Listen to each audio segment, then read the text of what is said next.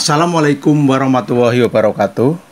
Selamat bertemu kembali dengan channel tutorial belajar yang akan menyajikan konten publikasi ilmiah dan angka kreditnya. Materi ini saya sampaikan untuk sahabat guru, sahabat pendidik yang akan berjuang atau sedang membuat publikasi ilmiah untuk kenaikan pangkat.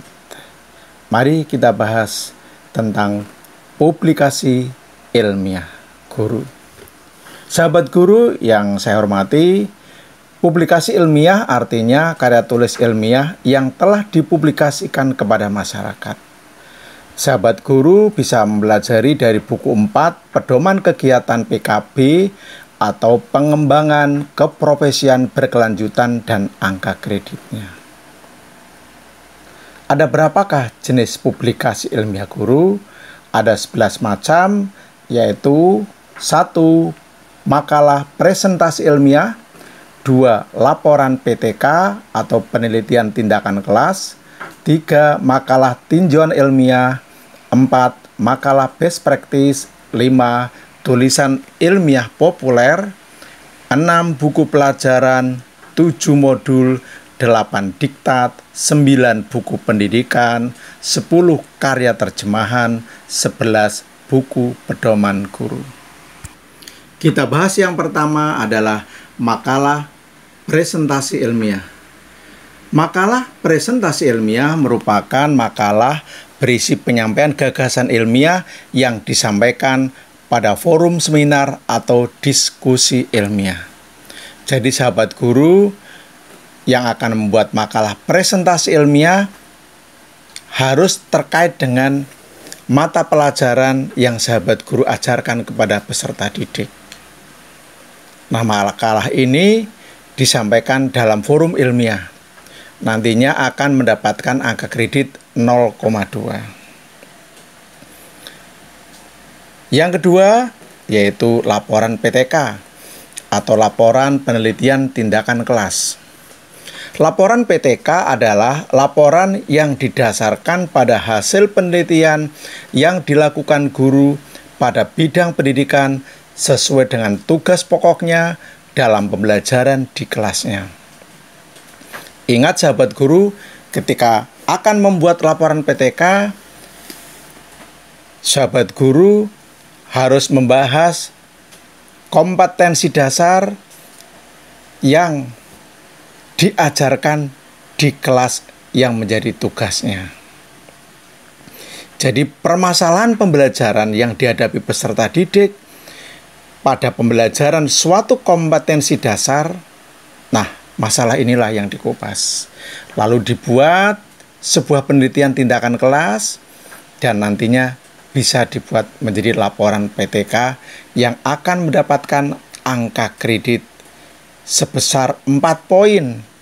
Dengan catatan, laporan PTK ini diseminarkan di sekolah tempat sahabat guru mengajar dan didokumentasikan di perpustakaan sekolah.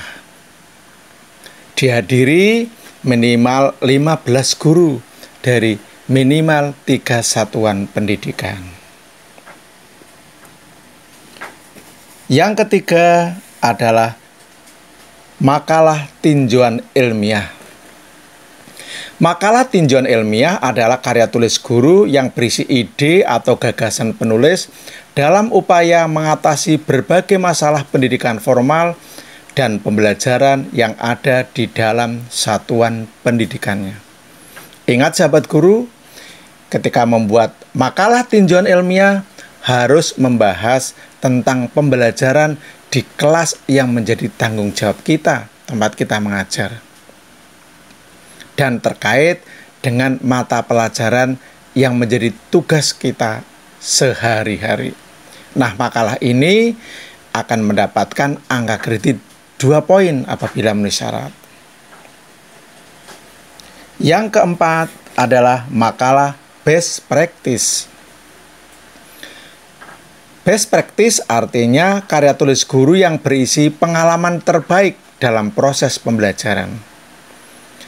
Jadi apabila sahabat guru memiliki pengalaman terbaik dalam mengajarkan suatu kompetensi dasar kepada peserta didik, silakan bisa dituangkan menjadi pengalaman terbaik dalam bentuk makalah best practice. Makalah ini apabila memenuhi syarat akan mendapatkan angka kredit 2 poin.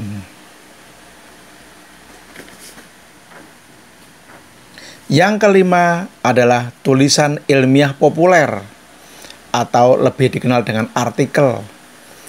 Tulisan ilmiah populer adalah tulisan ilmiah yang dipublikasikan di media massa seperti surat kabar atau koran, majalah, atau media online yang mempunyai alamat website resmi, bukan blog. Nah, artikel ilmiah populer ini akan mendapatkan 2 poin apabila terbit di media massa tingkat nasional. Sedangkan apabila terbit di media massa tingkat provinsi, tingkat kabupaten atau kota hanya mendapatkan 1,5 poin.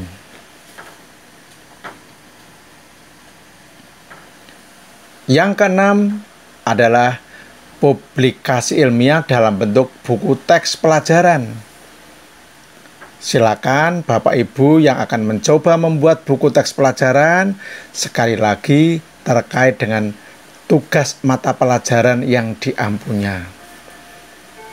Nah, ini apabila buku yang sahabat guru buat telah lolos Badan Standar Nasional Pendidikan dan ber-ISBN, akan mendapatkan 6 poin. Apabila dicetak oleh penerbit dan ber-ISBN mendapatkan 3 poin. Dan mendapatkan 1 poin apabila dicetak oleh penerbit tetapi belum ber-ISBN. ISBN artinya International Standard Book Number. Yang ketujuh yaitu publikasi ilmiah dalam bentuk modul. Modul adalah materi pelajaran yang disusun dan disajikan secara tertulis sedemikian rupa sehingga pembacanya diharapkan dapat menyerap sendiri materi tersebut. Jadi diharapkan peserta didik kita bisa mempelajari materi, bisa paham hanya dengan membaca, mempelajari modul tersebut walaupun tidak bertemu langsung dengan guru. Ingat sahabat guru, ketika membuat modul, jangan lupa hanya membahas 1 kompetensi dasar dalam suatu mata pelajaran tertentu. Ingat sahabat guru, ketika membuat modul, harus berhubungan dengan kompetensi dasar dalam suatu mata pelajaran di kelas tertentu yang Bapak Ibu ajarkan.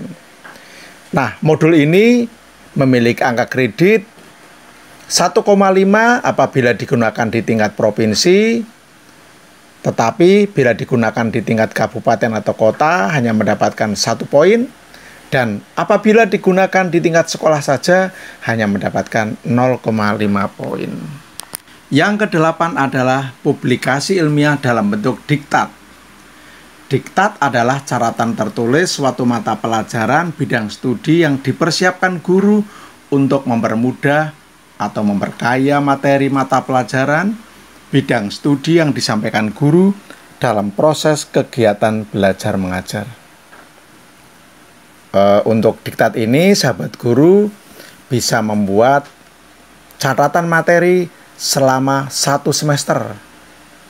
Jadi kompetensi dasar yang ada di 1 semester, silakan sahabat guru buat menjadi sebuah diktat yang akan membantu mempermudah siswa dalam belajar, yang akan memperkaya pengetahuan siswa pada materi pelajaran selama kurun waktu 1 semester. Diktat akan mendapatkan angka kredit 1,5 apabila diktat digunakan di tingkat provinsi. Tetapi bila diktat digunakan di tingkat kabupaten atau kota hanya mendapatkan 1 poin. Sedangkan bila diktat sahabat guru hanya digunakan di tingkat sekolah hanya mendapatkan 0,5 poin. Publikasi ilmiah yang ke-9 adalah buku pendidikan. Buku pendidikan merupakan buku yang berisi pengetahuan terkait dengan bidang pendidikan. Jadi apabila sahabat guru ingin membuat buku bidang pendidikan, jangan lupa terkait dengan mata pelajaran yang diampunya. Misalnya, sahabat guru menjadi guru bahasa Indonesia, membuat buku misalnya cara berpidato, petunjuk menulis surat dinas, misalnya seperti itu.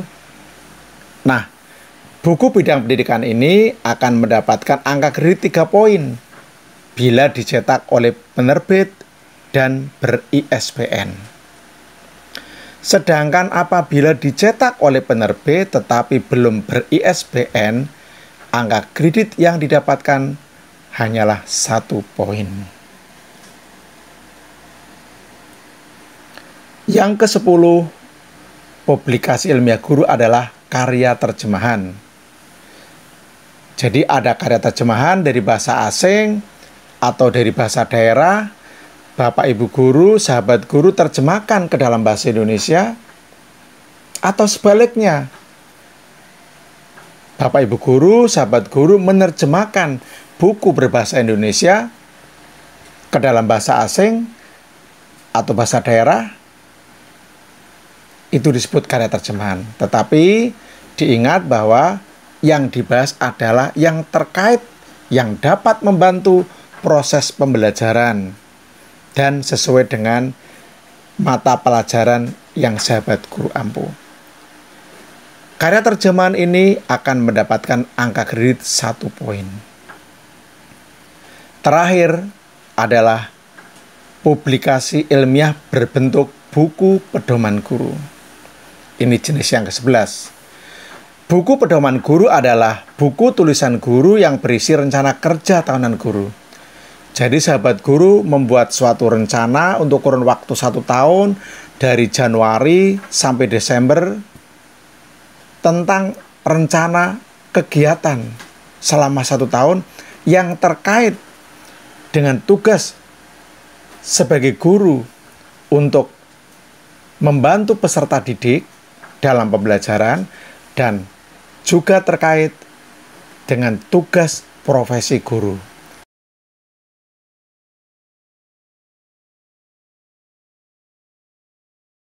Jadi ada 2 sasaran, yaitu sasaran yang pertama kepada peserta didik dan sasaran yang kedua adalah kesasaran diri sendiri sebagai profesi guru.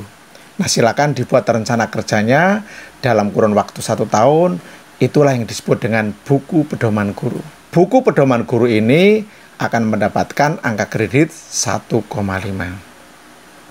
Demikian sahabat guru yang bisa saya sampaikan.